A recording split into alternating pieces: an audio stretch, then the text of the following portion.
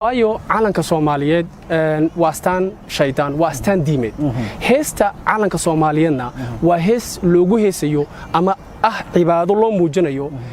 kalinimo wax weydiisi calanka Soomaaliya especially xidigta oo u taagan shaydaanka la yiraahdo Iblis calanka Soomaaliyeed iyo astantiisa iyo xidigta wuxuu ku dhow yahay hal qarni dad aqoon-yahano ayaa soo alifay culimo ayaa joogtay intaas maadiga ahaan lahayd iyo diiniga ahaan lahayd intuba wax dhibaato ah kama jirin waxa si gaar ah idinku marka aad hadda u aragteen oo xilligan aad u soo shaabaxdeen bal noo faahfaahay wariye runtii waxa mudnaan leh marka wax cusub ay yimaadaan in la isweydiiyo waxaan maxay yihiin laakiin inaan lagu mashquulin maxaad idinku u aragteen anagu waxaan dad mutaalimiina waxaan soo baranay wax dabcan Soomaalidu aysan hore u baran markaan ku leeyahay ka sheekeynay aqoontayda waxay muujinaysaa macnaha deeply sida aan u aqaan waxaan wax yihiin dhaqamada westernka christianka diimaha kala duwan waxa soo dhan waxaan fahamsanahay marka anigu waxaan fahamsanahay waxaan wax yihiin macnaheedu u taagan yihiin waxaan ku cadaynaya maanta oo tusaale kugu filan in aan sharaxno kaliya heesta calanka ee Soomaaliya waxay ku tusaysaa heesta calanku markaa sharaxadeed inay tahay hees lagu sheegayo kalinimo loo qirayo shaydaan ama calanka ama xidigta in la sheegayo in asaga la weydiisanayo kaalmo in la sheegayo in asaga loo ooyo ama loo kaco ama la caabudo haddii taasi ay xaqiiq tahay waxaan ku hadlaynaa luqadii Soomaaliga yihiin u malay maayo su'aasha meesha ku jirtaa inay tahay siyaad ku ogaateen balse su'aashu inay tahay sideen ku bedelnaa sideen isu badbaadinaa ilaa waxaan dad islaama ma nihin dad shaydaan caabuda waxaan waa naloo qariyay waxaan noo qariyay gumeysti not sare heesta calanka kale not sare bal sidee ay u tahay shaytaanka aad baad u mahadsan tahay heesta calanka dadka Soomaalida ahi waxaan sameynaa horta survey wax la dhaho ama baaritaan intaana runtii aanan arintan soo bandhigay markaan baaritaankii sameynay dadka Soomaalida heesta qaranka ee Soomaaliya ee dastuur ku qoran waa heesta dastuurka noogu qoran oo qaado Cabdullaahi Qarshi ee uu alifay ninka la yiraahdo Xuseen oo Faarax ay alifeen ninkaas alif Cabdullaahi Qarshi qaado waxay leedahay heestu qaybteeda koowaad qolaba calankeedu waa cayn inaga keenu waa cirko kale aan caan lahayn waa qaybta koowaad saddex sadar ka koobantahay qaybta labaad waxay leedahay xidig yahay caadi waadna ciidamisay carrada kaliga adiga curada carrada kaliga adiga curada in la yiraahdo xidig yahay caadi waadna ciidamisay oo micnaheedu yahay waadna dirtay adaan ku adeegnaa adaan ku shaqaynaa taxta amragaanahay we are your service in la yiraahdo waa shirki laakiin adiga u dhigay hadda laakiin marka waan cidmise ay noqoto in macnaha dalkii madax banaani uu helay oo calan la helay oo astaan lagu garta la helay meesha ahayn hadii su'aashaas aan dib kugu soo celiyo wariye inkastoo wariye su'aal la weydiin oo isagu su'aasha u weydiiyo macnaha shacabka Soomaaliyeed weydiinayna ma banaan tahay in la yiraahdo xidigtii waadna caawis laakiin ila cabuday ma aha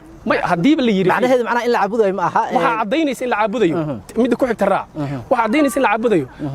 haddii la yiri xidig yahay caadi waadna ciidamisay micnaheena adigaana diray shaqadaad noo dirtay waxa hadda lagu xijiyay carrada kaliga koonka carradan maaha lama dhihin lees Soomaaliya waa qoran tahay carrada kaliga adiga curada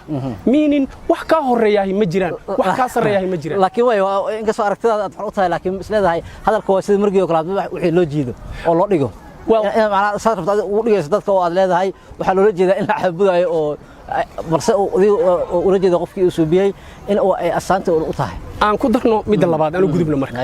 tasdaxaad taas hadii macnaha qofkii dood ka keena mesela oo yiraahdo sidaas maaha waxaan u gudbaynaa mid saddexaad waxay leedahay cishada dhalatay calooshena sidii culaygii carrad marisay cishada dhalatay calooshena sidii culaygii carrad marisay meaning macnaheedu taas wuxuu yahay markii aad dhalatay calanyo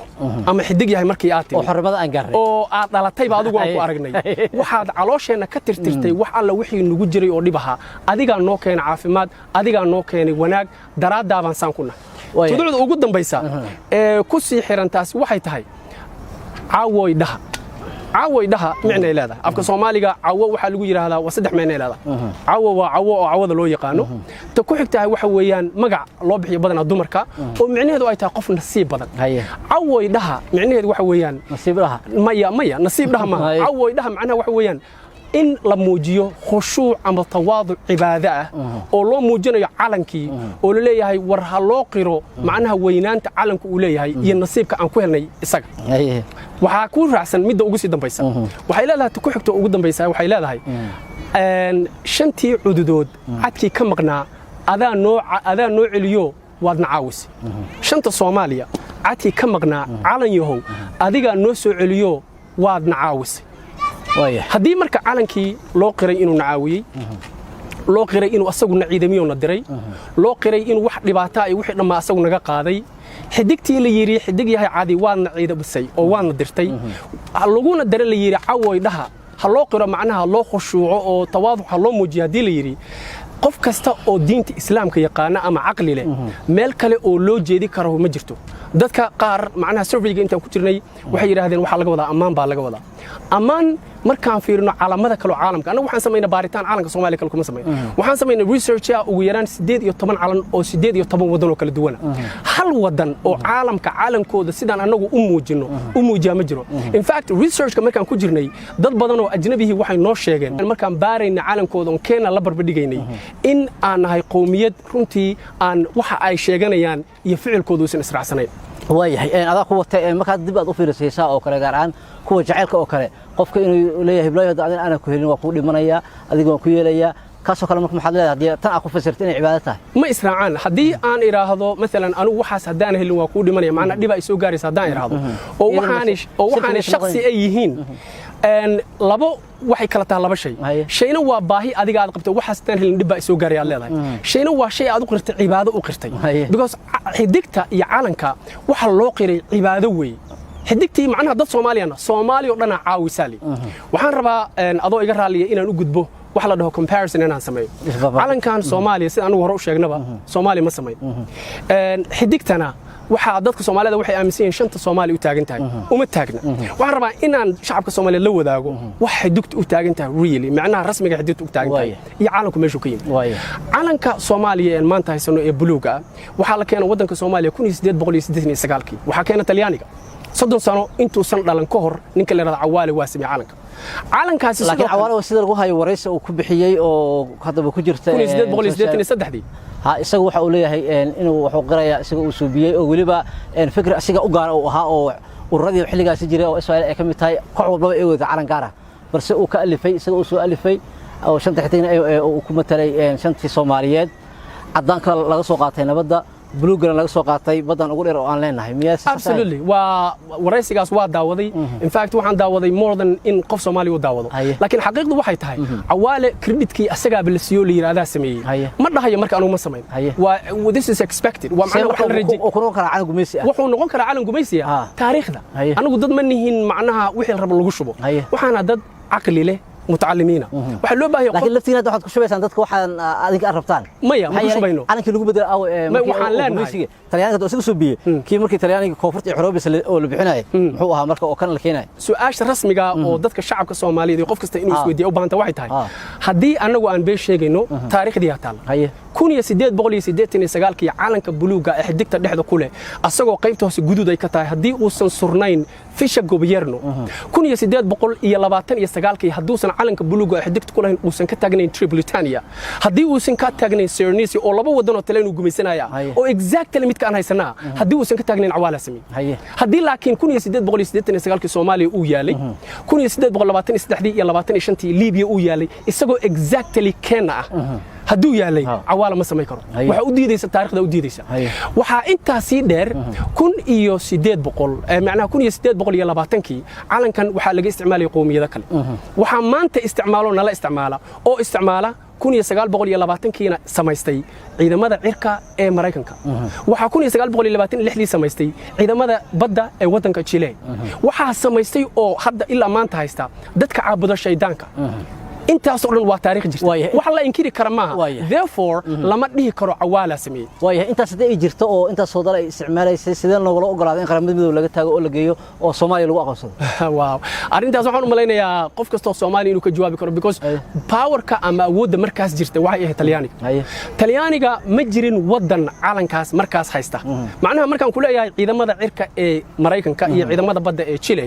waa labo institution oo dawladahaas kamid ah laakiin calanka wadankaasi waa ka duwan yahay therefore maadaama Talyaanigu uu awooddaas lahaa asaguna uu watay calanka waa u hirgashay wuxuu wadankii gumaysanay wadanka dul joogay isaga loobi ku sameeyay taariikhda mid kale waxa loo baahan yahay qofka bini'aadamka inuu isticmaalo taariikhdu waa guide iyada wax xigta waxaan rabaa marka inaan u gudbo xidigta iyo waxay tahay xidigta waxa la yiri dadka Soomaaliya waxay yiraahdaan shanta Soomaaliya u taagan xidigta rasmiga ah ee waxa la yiraahdo marka horta waxaan rabaa inaan sheego waxa shanta gees leh ee maanta anaga xidig u naqaan buluugan waxa uu muujinayo xidig ma waxa shanta gees leh ee anagu aan u qano inay xidig tahay xidig ma xidigta Allah subhanahu wa ta'ala samada uu ku sameeyay oo ku qurxiyay sawirkeeda rasmiga anaga ma naqaan calanka bal noo sharax waxaan rabaa marka in aan sharxo xidigta asalkeeda meesha xidigta shanta gees leh waxa shanta gees leh xidig naqaan waxa ay jirtay ilaa waqtigii nabi Muuse alayhi salaam waxa isticmaashay saxaradii la dagaalantay ama ka hortimid nabi Muuse micna ilaada oo caalamkan ugu taagan tahay marka hore aan ku hormariyo waa calaamad ay leedahay afar diimood diinta Wicca oo sixira neo paganism oo dadka cawaanta dadka la yiraahdo Kabbalah oo ah dad musixiriin oo sixirka ay ku dagaalamaana iyo dadka ah Satanismka ama shaydaanka caabuda ay u taagan tahay waxay leedahay maray hoos u jeedo iyo maray kor u jeedo labadaba micnaha ay u taagan tahay marka wuxuu yahay oo iyagu say u yaqaanaan ama ay u taagan tahay caalamka waxa weeyaan 5 elements of life shanta shay ee aasaaska waa ama base-ka waa wax alla waxa caalamka jira shantaasi waxay kala yihiin spirit ruuxda biyaha iyo hawada carrada iyo dabka shantaasi u taagan tahay xiddigtu qofkii markii ilaa shanta Soomaaliya u taagan tahay oo qof aan aayadayn waxaad ogtahay ma laha laakiin anaga waxa uu qaadanay shanta Soomaaliya macnaha qofkii alifay wuxuu sheegay in shanta gobol oo Soomaaliya uu ka soo qaado tan aad sheegaysa xataa hadii shaydaan la caabuday iyo carre iyo bad iyo xitaa ha ahaato laakiin hadii Soomaalinimada aan u qaadano maxaa dhibaato ku jira waxa dhibaato ku jira saddex dhibaato ku jirta waa mid koowaad adiga ma samaysan markaad ogaato inaad adiga samaysan caalankana shaydaan ah adiguna markaad heesayso aad u taagan tahay inaad kufri galaysid waxaana wax kale u taagan yihiin maantana aan ognahay waqtigii aan jahliga ku noolayn maahan oo dadku aysan waxba ogeyn maantana aan ognahay waxa ku diidan calan adigu aa leedahay oo ka turjumaya taariikhdaada diintaada iyo shakhsiyadaada maxaa ku diidan su'aashu waa waxbana su'aashu waa waxbana waxaan rabaa marka adoo Cabdulqaadir adoo iga raali waxaan rabaa inaan ku daro hal tidoo kale heestan annaga Soomaaliya aan leenahay waxa calanka laftirkiisa wuxuu leeyahay hees wadanka Mareykanka loo qaado dadka shaydaanka u qaadaan waxaan rabaa inaan isbarbar dhigo labada heeso tan Soomaaliya iyo tan ay u qaadanayo waxaan rabaa marka inaan tusiyo shacabka Soomaaliyeed xiriirka labada heesood ka dhaxeeya iyo say isku mid yihiin inay meesha marka ka cadaato inay yihiin waxaani wax loo sameeyay design loogu tala galay in shaydaan lagu caabudo waxaan galaynaa heesta calanka loo qaado calanka waxa la yiraahdaa Bonnie Blue Flag waxay leeyihiin we band of brothers waxaan rabaa inaan English ku sheego dan Soomaaliya ku turjumayo we band of brothers native to the soil waxaan nahay koox walaalaha oo u dhalatay dhulka heesta Soomaaliya maxaa ku jiray carrada kaliga adiga u curada ayagu waxay leeyihiin carradan u dhalalay meaning Mareykanka marka la joogo la dhihi maayo carradan Soomaaliya heesteedan ma dhahayo ciidan lama dhahayo macnaha waa wax mudlaqo furan talabaad waxay leeyihiin fighting for our liberty with the treasure, blood and toil. Annagu waxaan u dagaalamaynaa oo ugu dagaalamayna xorriyadeena annagoo isticmaalayna dhiigeena hantideena iyo awoodeena waxay leeyihiin marka la cabsiyay when our rights were threatened our cry went far and near marka xuquuqdeeni la cabsiyay oo qalqalay una galay ooyinteeni waxay tagtay meel dhow iyo meel dheer maxay ku ooyeen marka waa meesha aan rabo in dadku ay fiiriyaan ooyintoodu waxay ahayd hurrah hurrah for the Bonnie Blue Flag that bears the single star, hurrah. Ereyga hurrah waxa uu la micnayaa exactly caawoydah macnaha waxa weeyaan sharaf iyo cizi waxay u sugnaatay calanka buluuga ee xidigta dhexda ku leh isaga ayaan weydiisanaynaa inuu caawiyo ereyga hurrah in English dictionary marka laga fiiriyo Webster marka laga fiiriyo ama American Oxford marka laga fiiriyo micnaheedu waxa weeyaan glory be to sharaf waxa iska leh waxa loo baahan yahay saas waa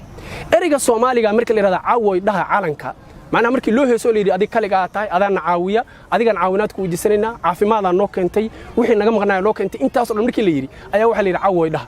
labada micno heesood waa isku midkii marka waayahay Sufiyaan waa maasan tahay hal qarni ku dhow waxa tahay qofkii ugu horeeyay ee soo fadhiistay ay yiraahdaa calanka Soomaaliya iyo astaanta iyo heestaba waa qalad oo macnaha waa wax shaydaan lagu caabuday ama calaamad ka shana ku jira fikirkaas ma aqoonyahanada Soomaaliyeed kaliya iska leh ma sadana shisheeye iyo wadamo kale ayaa gadaal idinka taagan I'm glad in su'aashaasi weydiisay wariye Cabdulqaadir because su'aashaasi waxa weeyaan wadankeeni maanta waxay cadeynaysaa taas beelaha u yahay faraglis beelaha u yahay wadankeeni cidii rabta ay ibsan karto wadankeeni wadayay iyadoo la isticmaalay Soomaaliyeed macnaha wax fiican hadaa keentid wax alla waxay rabaan noqdeen waxa lagu leeyahay waa iibsanta hadda maanta wadanka madaxdeena wadanka markay tilaabo qaadaan oo siyaasadda wadanka ay rabaan inay wanaajiyaan waxa leeyahay waxa ka dambeeya dawlad hebel fikirkaas fikir qalad waa laakiin soo ka maqrad ka in la yiraahdo heblo waxa wada qofkaas wada heblo qofka soo wata hebel wada soo saaray iyo beesha caalamka inay u goodinayso Soomaaliya hadii arrinkaas isku raaci waayo absolutely waa xaqiiqo jira laakiin waxaan rabaa inaan anaga teena ka jawaabo kooxda kale ku nool iyo Sufiyaan Sheekh Axmed ka jawaabo waxa anaga aan wadno waxa weeyaan waa badbaado diinteena dalkeena iyo dadkeena loogadeenu waxay tahay ama halku dhigeenu wuxuu yahay difaac diintaada u danqo dalkaaga daryeel dadkaaga micnaheeda taas wuxuu yahay qof bini aadan oo Soomaali ahayn oo nagu raaci kara ama dantaas lahaan kara ma jiro qof Soomaali aan ahayn oo raba wadanka Soomaaliya inuu horumar gaaro wadanka diinta in la difaaco dadka in loo danqadahay ma jiro so therefore qaacidada aan ku soconno ayaa diidaysa inaan noqono dad la soo adeegsaday waxa kale oo taas ku daraya annaga markii aan aragnay dhibaatooyinka calankan uu leeyahay in uu yahay calan shaydaan in lagu caabudayo shaydaanka in wax badan qaldan yihiin waxaan go'aansanay inaan calan cusub samayno oo aan rabno in la qaato jamhuuriyadda Soomaaliya ay qaadato calanka isaga waxa ku yaala tawxiidkii qof bini aadana oo maanta nool oo dawlad kale oo dan kala leh ma nagu taageerayaan inaan calanka aan tawxiid ku qorno midda saddexaad oo raba inaan ku beeniyo inaan dad kale wadanin anagu maxaan dad kale sii karnaa nimanka dawladda ku jira ama xildhibaanada dalka ku dumiyo dalka hadii nalo kuma dumi karo anagu astaanta qaranka loo baabiyo soo dabcan kuma soo boodin astaanta qaranka maqnaadeen aqoonta aad ugu maqnaadeen oo islaha nimanka aqoonta waxbay bedeli doonaan marka imaadeen aad ahdaan astaan Soomaaliya ay calanka wax jira ma ah astaanta Soomaaliya calanka wax jira ma aha micnaheedu waxa weeyaan in la badbaadiyo shacabka hadii markii hore aan qaldanay inaan hadda is saxno waa waxa aan u taaganahay waana badbaado macnaha waxa keenaya in dadku saas u fakaraan oo yiraahdaan nimankan macnaha wadankii bay dhibaato u geysanayaan because waxa kaliya oo maanta Soomaaliya maanta ay u jeedo waxa weeyaan qof walbaaba inuu rabo qofka kale inuu farta ku taago oo aan la ogolayn hadii maanta fikir saliim oo fiican qof keeno waxa lagu leeyahay waa lagu soo iibsan waa wax Soomaaliya ka jira marka annaga shakhsiyan Sufiyaan Sheekh Axmed iyo kooxda talo ku nool ma nihin ama ma noqon karno dad la wato waxaan wadanaa calan tawxiidku ku qoran yahay waxaan wadanaa inaan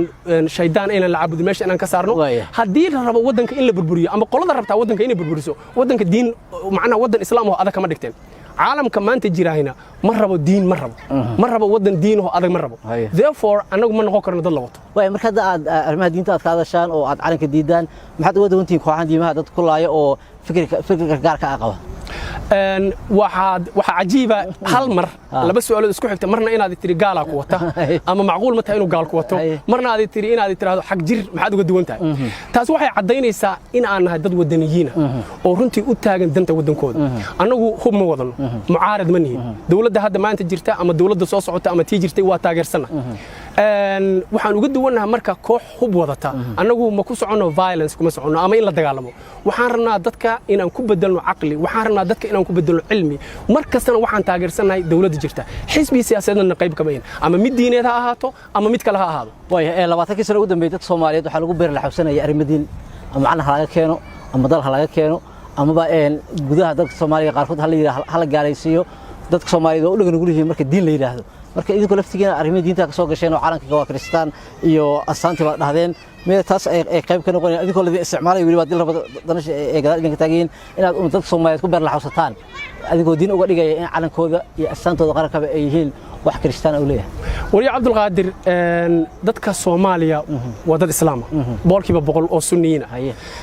qofku wuxuu yahay lagu beer la xawsado wuxuu yahay waay anigu waxaan nin Islaam marka la yiraahdo Ilaahay ka cabso waxaan ku qasbanahay inaan istaago oo Allah ka cabsado beer la xawsi ma waa xaqiiqda wadanka ka jirta laakiin waxa jira oo xaqiiqa in ay jiraan dad maanta wata diimo kaleeto oo raba inay naga dhaadhiciyaan diimo kaleeto oo aan diinta Islaamka anigu waxaan u taaganahay dadkaas in aan ayaga ka hortagno inaan diinta Islaamka si adkayno inaan dhaqamadii xumaa ee wadanka la qaatay ee Talyaaniga nagu qalday inaan meesha ka bixino waxaan u taaganahay in shacabka Soomaaliyeed uu noqdo shacab wadanka diintooda jecel wadankooda jecel dadkoodana jecel way calanka aad wataan bal inoo sharacaysan calanka annaga hadda aan wadano waa calan waxa ku qoran calaamadihii Islaamka oo ah bishii iyo tawxiidkii waxa ku qoran wixii u taagnaa shanta Soomaaliya meeshii shanta Soomaaliya la dhihi jiray xidig shanteeda gees ama waxaan shan geeska u taagneed waxaan siina mid walbaaba calaamad u taagan oo gooni ah oo tirsan oo shan ah waxaan sameynay calaamad midayn ah oo midaynaysa shantaas isku imaanayso rajadeenu waxay tahay shanta Soomaaliya inay isku timaado hal wadana noqoto rajadeenu waa sidaas waxaan u ololeynaynaa waa sidaas waxay kala wadataa taariikhdii iyo boqortooyooyinkii hore ee wadanka Soomaaliya oo runtii ay tahay maanta wax laga naxo in taariikhda Soomaaliya dadka Soomaaliya aysan aqoonin wixii 60kii ka horreeyay ama 50kii ka horreeyay waayahay calankiina laftiina waa buluug shan xidig ayaad macnaha aad keenteen maxaad ku jabnaa haddii midka hadda jira oo Soomaaliya ay waliba ay ku midaysan tahay oo wax dhibaato isaga taagneen idinka ka hor asaxdaan intii dib aan cusub keen leeyahay waxa ka dhiman problemka ama dhibka maanta jira wuxuu yahay laba wax koow annaga ma aanan samayn karin waxaadan samaynin annaga Soomaaliyana waxaan nahay dad sharaf leh waxaan dad islaam ah waxaan nahay dad taariikh soo jireen oo soo yaala leh in naloo sameeyo oo naloo yeeriyo calan mara gobol anagu aan samaysan karno in qof kale uu noo yeeriyo waxaad nooga hooseeyo waxaan qaadan karnaa ma taariikhda waxa ku cad in gumaysi Italian lagu sameeyay ninkii wadankeena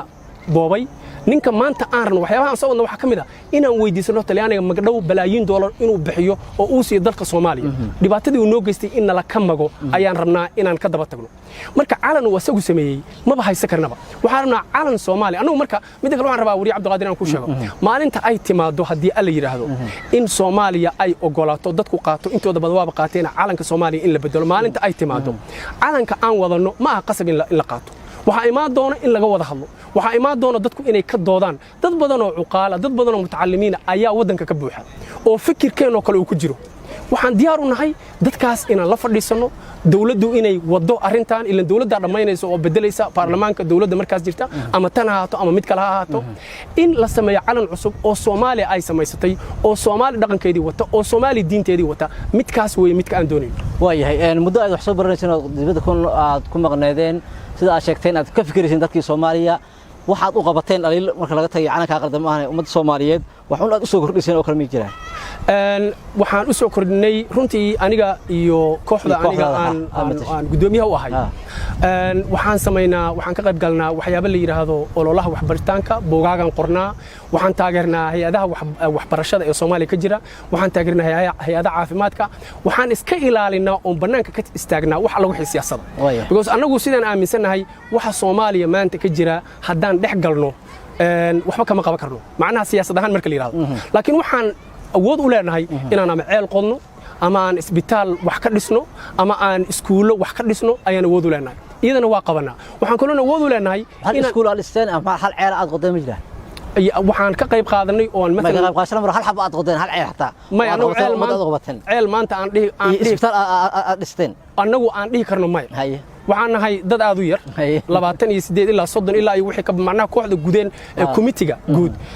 ma dhihi karno marka annaga waxaan nahay waxaasan sameeyna ma dhihi karno in fact hatta haduu jiri lahaa kuma sheegi leeyno kuma dhihi lahayn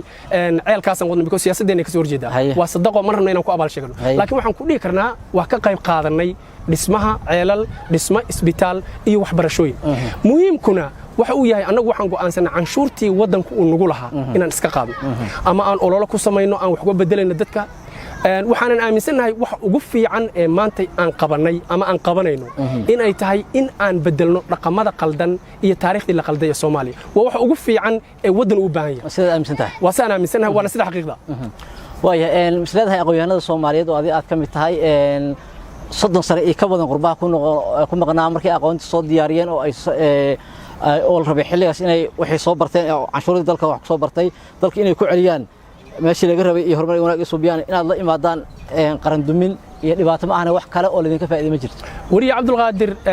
waxaad leedahay qaran dumin runtii anagu qaran dumin ma nihin mana qaranka inaan dumino waxaana qaranka inaan dhiso calanka wala baabiyo soo qaranka dumin ma maya calanka wala baabiyo qaranka wala dumin ma calanku waa hal maro oo calaamad noo ah وعلامات اللي يقان Soomaaliya وعلامات اللي يقان Soomaaliya laakiin waxa aad u sahlan inaan calaamad kala qaadano nala kuna barto caalamka caalan wixii ugu horeeyo iska hadaan iska bedelo wadanka ugu horeeyo caalan iska bedel ma noqonayno zaira wadana xataa magaciy bedelan wadamadu magacay rabaan hadii bedelan markay kala go'aan maaha wadankan hadda Congo oo kale ta la yiraahdo zaira la dhijiri saddex mar caalankiisa bedelay Ethiopia dariskeena laba maray bedesha caalankeeda dadku waxa jooga xadaarad wax la yiraahdo jira qofku marka uu ogaado waxaan asalkooda meesha uu ka yimid waxaad ku qasbantahay inaan meeshii shala taagnaan aad bedesho hadii adiga mesela maartay tusaalan ku siinay wariye Cabdiqaadir markaan yarnahay dhalinyarada ama ragga markaan nahay naynaasa noo bixiya naynaasa say noo socoto markaan odayaal noqono naynaas waa diidnaa sababtan u diidnaa waxa weeyaan because waqtigeedii waa laga soo gudbay qofku markuu dhalinyaro yahay ama markuu jaahil yahay ama markuusan waxaan aqoonin waxba la qurxoon maalintaad wax baratana wixii sidii ma calanka iyo heestiisa waxa la qaaday 6 sano ka hor iyo xataa kasii shaal qaad oo isagana waxa la alif ka tahay afartii meelaha konton iyo afartii alif waxa alifay talyaani waxa keena talyaani anaga Soomaaliya aamsanahay calaamadii kristaanka ku jirta oo aan qofna diidi karin marka lagu daro wariye Cabdulqaadir lagu daro aan la diidi karin waxa taala taariikhdii man awood marka uma lihin macna aqlina ma aha wadana saas ku noqon mayno in aan wadano heeridii gumaysiga calaamadii gumaysiga inaan wadano anagoo rabna inaan la tartano caalamka marka fiirso dadka Soomaaliyeed oo idil meel walba joogaan ama shanta gobol oo xiddigta ay muujinaysa kala joogaan ama dibadda kala joogaan oo qurbaha marka imaado waxa kaliya ay ku meeysan yihiin calankaas inay macna calanka Soomaaliya uu yahay oo cidna aysan diidanayn marka halkii meel oo dadka Soomaaliyeed ay ku meeysan maanta inaad safaan oo aad imaadaan oo aad la dagaalantaan meesha nasiib darro waxaa nasiib darro in annagoo islaam ah boqolkiiba boqol in calaamad kristaaniya ay ku jirto astaanteena waxaan nasiib darro annagoo islaam ah boqolkiiba boqol intaan xabadka gacanta saarano inaan qaadno hees lagu caabudayo asnam annagoo aan samaysanay waxaan nasiib darro in aan haysano calan uu noo sameeyay nin gumaysta ah oo talyaaniya oo u yimid inuu ku dilo oo wadankaaga gumaysta u yimid waxaan nasiib darro in shacabka Soomaaliyeed aysan fahmin 60 sano waxay ahayd maalintii xornimada la qaatay 1960kii Soomaaliya calan cusub inay samaysato hees cusub inay samaysato waxaan darra in shacabka Soomaaliyeed wadankii jacaylkii ugu horeeyo micna kaleeto oo qabiil inay jecel yihiin waxaana keenay heeriyada gumaysiga oo wali nasaaran waxaan wali u kala qaybsanahay sidii gumaysiinoo kala qaybiyay cudurka ugu badan hadda in la soo qabiilkaas maxaad ugu bilaabaysaa waa gelinta inta caanka ordi leedeen oo calanka dhibaato aan xilligan lagu qabin ma dhibaato ka bilowdaan in qabiilka aad ka wacyigelisaan tahriibkan alida ka wacyigelisaan maxaa yeelay aqoon-yahana ayaa tiin wariye Cabdulqaadir marka anagu aan waxa siyaasaddu waa qaacido sida xisaabta kale qaacidaduna waxay leedahay formula in la dhigo oo la raaco waxa aan sameynayno waa sida sheegtay inaan qabiilka bedelno inaan macnaha hadii la sameeyo calan ka turjuma ama astaan qaran oo ka turjunta diinteena dhaqankeena iyo wadankeena iyo taariikhdeena waxay bedelaysaa sida Soomaalidu ay fakarto waxay bedelaysaa qaabka aan u fakarno wuxuu noqon doonaa inaan diinta jeclaano kow inaan wadanka jeclaano labo qabiilku markaas inuu ku xigo maxaad ugu bilaabaysaa waaba iyadii baan ku jirnaa waabtan ku dhahay bedelida calanka wariye Cabdulqaadir waxaan ku yiri inaan calanka bedelno oo aan macnaha calanku waa dhambalwada hadda Soomaaliya hadii hadda maanta lagu weydiiyo nin wariye ah tahay ama qof kale Soomaaliya dil weydiiyo leeyahay calankan Soomaaliya ee shangeeska cad dhexda kule ee buluuga ah muxuu Soomaali uga taagan yahay qof Soomaali shay kara male qofka ugu dhow wuxuu ku leeyahay waa cirka oo kale cirka kaligeen ma lihin waa badda oo kale badda kaligeen ma lihin wax Soomaalnimo kama taagan Afrika tan ugu dheeraanayna may Afrika tan ugu dheer ma lihin Madagascar ka dheer Madagascar South Africa ma waa ka bad dheerta ma lihin so therefore banaan caran ku dhaganahay waa wax noo akhriyay macnaha calankiiba marka adii ka turjumaayo seerta marka inaad wadani ku noqotid haddaan ba calankaagii astaantaadii iyo diintaadu san ka turjumaynin ma noqon kartid wadani diinna ma haysatid laakiin xanuunka qofka meesha ka Soomaaliya baarba qofka daawinay bini'aadanka ah jir ahaan oo qof sida Ilaahay u abuuray meesha xanuunka uu ka Soomaaliya in la abaaro absolutely wari Cabdulqaadir aad u saxantaa because annagu waxaan aanay Soomaalida marka fiirs muxuu ku leeyahay xanuunka Soomaaliya wuxuu yahay diintii oo laga fogaaday iyo ayagoon wadaniin ahayn daaris xanuunka ma bartaan marka intaad ala bedeleedeen waxaan ku bari lahaynba wadan marka la rabo anagu siyaasiinana in calanka la qaado miyaa ku baraysaa maya Cabdulqaadir anagu siyaasiinana 20 iyo dhowr sano soo barinay siyaasadda marka wadan la rabo in la bedelo ama bulsho la rabo in la bedelo waxa laga bilaabaa symboliska dadku uu leeyahay macnaha waxyaabaha dadku uu isku raacsan yahay oo faarsan yahay calanku macno weyn uu leeyahay waa hanuuniyihii wadanka hadduusan calankaagii kugu hanuunin karin wadaninimo iyo diin hadduusan kugu hanuunin karin wax waa wixii ugu horeeyay ee la rabo wadanka in laga dhiso ka maqan wixii ugu horeeyay la rabo wadanka in lagu hanuuniyo ka maqan ma sameey karna marka waa nolo kugu tala galayba talyaanigu markuu calankan dulshaas naga saariyay waxaan nolo kugu tala galay waligeen inaan isqabsan oo saan ahano inaan wadaniin noqon waana kugu tala galay dawladihii kale waa iska bedel Libya waa iska bedeshay calanka talyaanigu sameeyay Eritrea waa iska bedeshay Shanki China waa iska bedeleen kulliga waa la bedelay dadka kaliya ku haray waa annaga calanka marka aan bedelno hadii Allah subhanahu wa ta'ala yiraahdo waa bedelina gumeysiga iska bedeleen calanka gumeysiga aan simno keen aan saaran maya ma aanan bedelin calankani waa calankii gumeysiga 1889 wariye Cabdulqaadir wuxuu surnaa fiisha gobyarno asagii laftirkiisii dawladda hoose Soomaaliya therefore ma aanan bedelin hadii aanan bedelin marka waa wax nala kugu tala galay in la ka siibo wadanimadii iyo diintii haddaan kan iska bedelnana sida aad sheegtay ayaan noqonaynaa waxaan noqonaynaa dad wadaniyiina waxaan noqonaynaa dad diintooda jecel waana qorshe aan wadno waayahay dhibaatooyin kale ee haysta ee dadka Soomaaliyeed marka laga tago in la bedelo wax kale oo idin qorsheysan oo aad rabtaan inaad qabataan maadaama aad marna dhacday siyaasad inaad ku booddo marabno haddana aad dhacday siyaasad uma soo baranay lafteedu soo iskama hor imaanayso siyaasadda markaan soo baranay aniga khaasatan siyaasadda aan soo bartay waxay tahay siyaasadda rasmiga ee macnaha marka la yiraahdo siyaasad Soomaaliya hadda dhaqanka ka jira iyo dadka Soomaaliya xilka hayahay ma aha siyaasiyiin ma siyaasiyiin lama yiraahdo waa nabadoono siyaasi ma aha siyaasaddu waxay leedahay nin aan takhtar ahayn ama aan surgeon ahayn oo wax qali aqoon ma u dhiibanaysa inuu ku qalo waa maya nin aan siyaasaddu wax la barto waa dhowr iyo 10 sano jaamacad lagu dhigtaa nin dhowr iyo 10 sano jaamacad ku soo dhigtay oo siyaasi maanta Soomaaliya hadii la raadiyo aad u yiriya ninka ugu dhow wuxuu soo bartay wax la social studies ama barashada bulshada inuu soo barto micnaheeda markaan taas ku leeyahay waxaan ka wadnaa annagu siyaasadii aan soo baranay inaan wadanka ku shaqeyno waa wadnaa inaan ku shaqeyno hadda waxa kamid ah in aan wadanka ka dhigno dad diintooda jecel wadaniyiin ah waxaan ka dhigaynaa annagoo isticmaalayna miiriyaha iyo aqliga iyo strategy qaacido qoran oo caalamka dhan la og yahay inay shaqeyso inaan isticmaalno shaqadeenu taas waa waxa soo haray waxaad i weydiisay waxyaabaha kala rabo inaan ka shaqeyno waxaan rabnaa inaan tirtirno mesela waxa la yiraahdo haybta koorka oo qof Soomaali kale uusan ka hooseeyo waxay keentaa arintaasi marka qof Soomaali uu ka hooseeyo waxaad dib u geysatay wadankaagii waxaad dib u geysatay diintaadii waa diin darro waa wadaninimo xumo because adiga wadani ma noqon kartid ilaa qofka kula mid ah oo Soomaaliga aad u aragto inuusan ka hooseyn matid wadani waxaan rabnaa marka inaan tirtirno waxa la yiraahdo haybta koorka waa kan ugu weyn Soomaaliya ka jira oo habka dawladda Soomaaliya lagu qaybiyo absolutely 4.5 inaan tirtirno haybta koorka inaan tirtirno waxaan rabnaa inaan tirtirno taariikhda qoran maantay oo taariikhda Soomaaliya ka soo bilaabatay qarnigii 7 Soomaaliya waxa ku yaala masaajidka ugu weyn ugu da'da weyn ee Afrika Soomaaliya ku yaala waqtigii carabta qaarkeed intaysan diintu gaarin diintuna soo gaartaan masaajid waxa ku yaala qiblatayn oo zeylac ku yaalo ilaa hadda la tago dalxiis loo tago waxa Soomaaliya ay masaajid ka dhistay wadamo carba oo carbeed sida Morocco kale masaajid waxa yara ku weyn jira hadda ku yaalo oo Soomaaliya dhistay waxaana marka inaan taariikhdii Soomaaliya ee hodanka ahayd ee caalamka laga yaqaanay inaan dib ugu laabano aan dib u qorno si dadka Soomaalida ay u dareemaan wax ay yihiin waxa qayb idinka arrimaha diinta dadka lafteedu aad bartaan kooxaha diimaha ee ka jira Soomaaliya maxaa ka aaminsantahay waa arintaas waa arin siyaasadeed ma galno anagu cidna ma weerarno cidna ma aadno waxa shaqadeena kaliya waxay tahay in aan wacyigelino bulshada Soomaaliyeed ciladaha jirana aan tusno una ogolaano ayagu in ay fahmaan bartaan kadibna la bedelo rajo inta laga ka qabtaan ugu dambeyn bal inaad fikirkiina dadka Soomaaliyeed ay wada qaataan oo dhanka walba aad u dhaqaaqadaan ay u noqdo mid 100% ama sida aad qorsheyn u yahay oo aad rabtaan oo ku dhamaado الحمد لله رجدا أن قبنا رنتي آد يا ذي في عنتها وحنا سود ويي ضد مدحة ومعناها مدح مركان كلية دولة وقت يعني هذا ما أنت جوك تكترسن senators parliamentarian وحنا سود ويي ضد إذا ماذا قلب كسيدو مدح سراء وحنا سود ويي ضد علماء الدين وحنا سود ويي ضد أهل العقولة وحنا سود ويي ضد وحبرتي شعب كي مانتي أنتوا ضبضني ويفهمين وين أوجيه وح مانتي أن معقول هين علن كمان تسارن إنه سيسارن هذا معقول ما كدي مركي لفهمي ما هو حاجة إنجليش أو اللي هذا the genie is out of the bottle جنيجا معناها ضلع لجوها يمرضوا ضلع كبهان إنما معلي كرتو معني هذا واحد ويان حدي لفهمي أو ضدك أي فهمين والجوك أي والبرر ضدك وحان مركل رجدا عن لنا هاي الحمد لله بقولك بقول وكبر أنت هاي وح إيمان يسا أما أنا وقت جنها أما كدبها هاتي إن عالم كصومالي اللي بدلوا وقصب إن أستان تقارن اللي بدلوا وقصب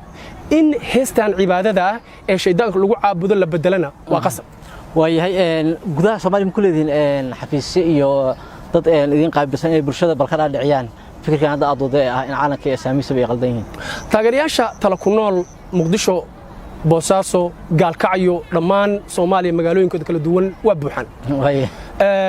wacyigelintiina waa wadaan waxay wadaan dadka si ugu soo sheegi lahaayeen waxay rabaan dadka laga dhaco anagu waxaan nahay waxa la dhaho civil society bulsho macnaha oo dadka ku dhex jiraan waxaan dad mutacallimiina waxaan kaliya oo aan isticmaalnaa waxa la dhaho hadalka bis dadka inaan wacyi gelino qurbaha ay joogaan laakiin dadka ugu badan ee tala ku nool xubnaha ka ahi waxay ku nool yihiin Soomaaliya wayahay Sufiyaan Sheekh Axmed ayuu ahaa gudoomiyaha kooxda tala ku nool oo u waramayay xiisaha wararka waxaan uga mahadcelinayaa sida wanaagsan oo ugu aqbalay قابلاتي اللي عرفتي أنا كم مرتقد إنه هالكن صفر يصير مركنا برشة سوماليد وشرحه على كسوماليد يا أستانتا قرن كام بهيس علنكا وحوك قبي جودهم بأستانتا قرن كسوماليد نحن مدعنا يا باش عمر يسدو كله عبد قاس أورنك فرصمدي كاميرا إجا عاويين تدي بكل مدونه وعبد القادر بن عبد الله وقدومي صفان يكون عفيا صفان يكون عفيا سيدا إنه بتقولي والسلام عليكم ورحمة الله وبركاته.